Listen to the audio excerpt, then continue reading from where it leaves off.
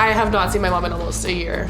I would really love the chance to tell my mom that she's partially responsible for the things that happened to me. I have a lot of issues. It comes with the territory of being in foster care, growing up with sexual abuse. My mom were never on the same page and could not agree. I ended up in foster care. She lost hope. She lost sight of what she was doing this for. Our family collectively made the decision that I would go back into the system, and never did she decide that she would give me the chance to come home rather than have to sit in these group homes. As many times as I got arrested, let's try and have you come home and see if something's different. The girl ended up introducing me to prostitution. I was having sex with like 5 to 10 men a day. When I was 17, I met girls that were interested in becoming prostitutes. I was threatened to be charged with pimping and pandering. I don't believe that I would have been exposed to the sex trafficking if my mother would have let me come home.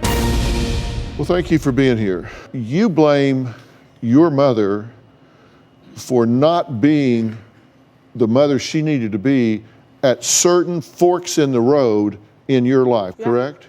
Tell me about that. So, I mean, me and my mom see things in a completely different way.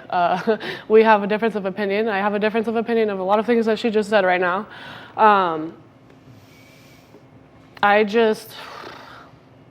I did make a lot of bad decisions, and I put myself into these situations. Like, I'm not gonna say that I didn't make these decisions, that I'm my own person, I make my own choices.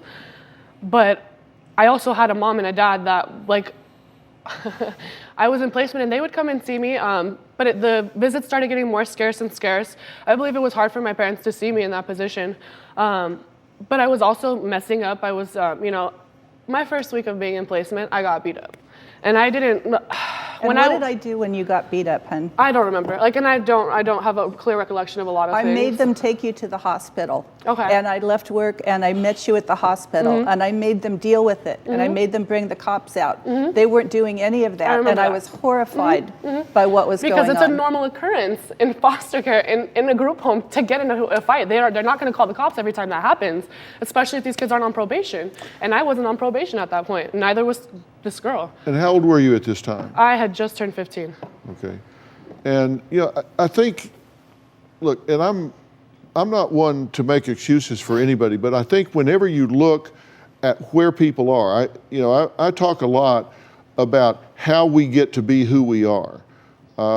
I've said, I think if we go through this life, it's important for everybody, you, me, you, all of you here, everybody at home, you need to ask yourself how you got to be the person you are right now as you sit there watching this broadcast, as you sit there right now.